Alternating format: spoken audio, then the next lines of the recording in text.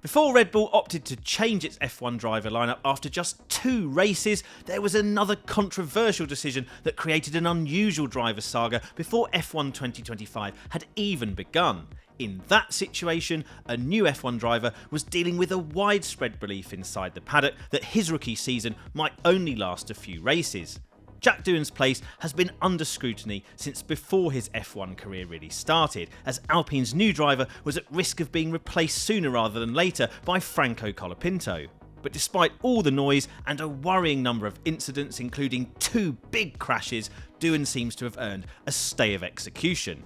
So what's happened? Well, the situation is complicated because not everybody at Alpine was convinced about Colapinto in the first place, and likewise, there is far from a unanimous feeling that Doohan needs to be replaced. The Colapinto threat first emerged when Alpine's Flavio Briatore showed interest in the then Williams race driver late last year, and it escalated when Colapinto joined the team as one of Alpine's reserves in January. By that point, Doohan had made his Grand Prix debut in the 2024 season finale in Abu Dhabi and was at least guaranteed to start the 2025 campaign alongside Pierre Gasly. But Colapinto's arrival still generated what team principal Oliver Oakes called a lot of noise around Doohan, which Oakes admitted the team had created for him. Doohan's situation was precarious, given the fact it's well known that Colapinto joined with the belief that a race seat was a strong possibility as early as this year. Even Williams admitted this was Colapinto's best chance of one when it agreed to loan him out. A lot of talk in the paddock was that Doohan had 6 races to prove himself and had used one of those up with his unexpected debut replacing Esteban Ocon in Abu Dhabi. That put May's Miami Grand Prix on many people's radar as the race that Colapinto could step into Doohan's seat. But it's never been as straightforward as him being guaranteed to be replaced. While Briatore has been keen on Colapinto, others within Alpine have been determined to support Doohan as much as possible.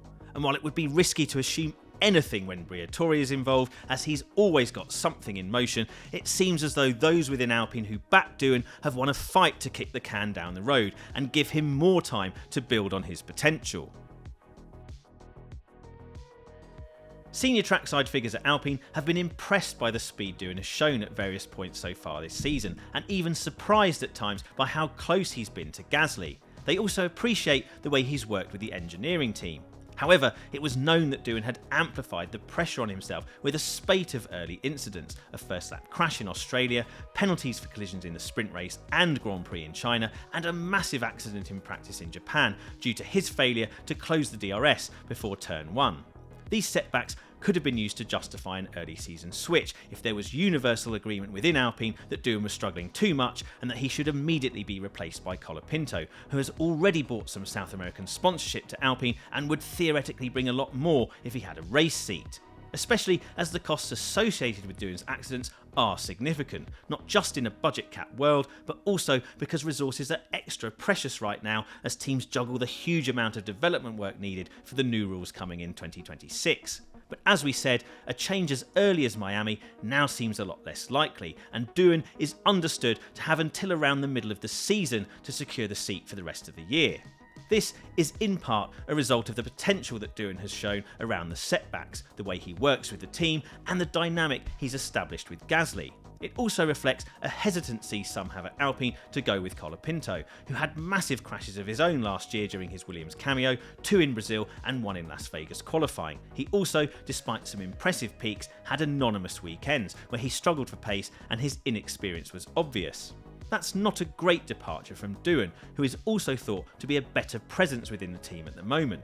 So while Briatore and Renault boss Luca De Meo have seemed keen on Colapinto, from the race team side there's at least some pushback on the grounds that he's not an obvious upgrade as a driver, and the main rationale for taking him on is rooted in getting more commercial backing that is only hypothetical for now. But with that financial factor in mind, it's worth being at least slightly cynical about the emergence of Doohan's supposed reprieve, as we can't rule out this being part of a Briatore play to flush out that South American cash and see if it's real or not. While Gasly ended Alpine's pointless start to the season with an excellent 7th from 5th on the grid in Bahrain, Doohan is still yet to score points this year or even reach Q3. It means he's made little impression in terms of results, with the best qualifying of 11th and highest finish of 13th. He's therefore only come to wider attention when things have gone wrong. His crash on the first lap of the Australian Grand Prix and huge shunt at turn 1 during FP2 at Suzuka are, unfortunately, the moments that loom largest in the memory. And yet, Doohan has caught the eye with his speed. He's made good progress since pre-season testing, where he appeared to be some way off Gasly's pace and struggling with rear instability. A tiny mechanical change at the rear of the car, easing the toe in fractionally so the rear wheels are not angled towards each other so closely at the front, has since given him the rear stability he wants. In an interview with our own Ed Straw, Doohan explained how he prefers a slightly pointier car than teammate Gasly, and that small geometry change helped ensure that he could achieve the required rotation more precisely without overworking the tyres. In Australia, yellow flags caused by Lewis Hamilton denied Doohan the possibility of pipping Gasly to a Q3 place. Then he beat his teammate in Chinese Grand Prix qualifying, then came his Suzuka crash, although he drove solidly in the race to finish 15th. Last weekend in Bahrain, he wasn't quite as quick as Gasly, but he wasn't far off. It's just in Q2, Doohan overworked the tyres on the outlap and ended up 0.6 slower. In the race, he was on target for points until struggling on the hard compound in the final stint, while the safety car gave other midfield cars a cheap pit stop and put them on his tail. That led to Doohan being shuffled back to 13th, which became 14th when he was hit with a 5-second penalty for track limits violations. Bahrain summed up Doohan's season. He showed good speed but didn't string everything together and ended up leaving empty-handed. As this was only Doohan's 5th Grand Prix weekend, that's perfectly understandable, but he will have to start piecing together more complete weekends to ease the pressure on him. But the team has nevertheless been impressed, as Oak says Doohan did a good job in Bahrain and has done in general. While Doohan's rookie season so far hasn't been stellar, it's been one in which he has shown an eye-catching turn of speed at times, without converting that into results. Oakes hopes the confidence Doohan can take from Bahrain will benefit him in the future, and he will have nowhere to hide alongside Gasly at Alpine, so needs to start converting his speed into points as soon as possible.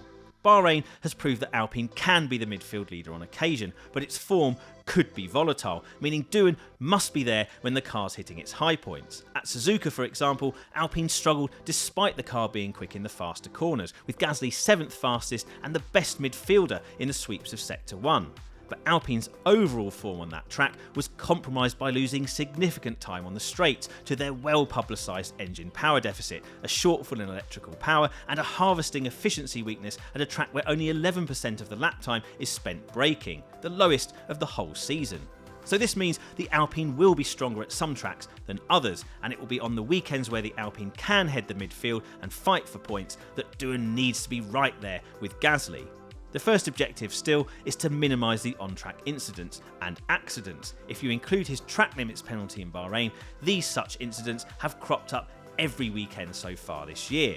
If Doohan can tidy things up while continuing to show good pace, then he can be expected to start qualifying more strongly. Once he does that, he needs to race like he did in the first 2 stints in Bahrain, and if he does that, then the results will surely come.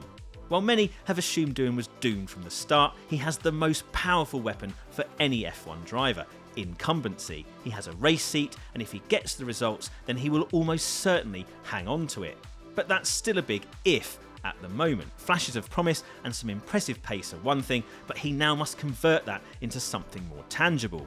The good news is he's closer to achieving that than results so far suggest, and now seems to be guaranteed a decent run of races to convert his potential.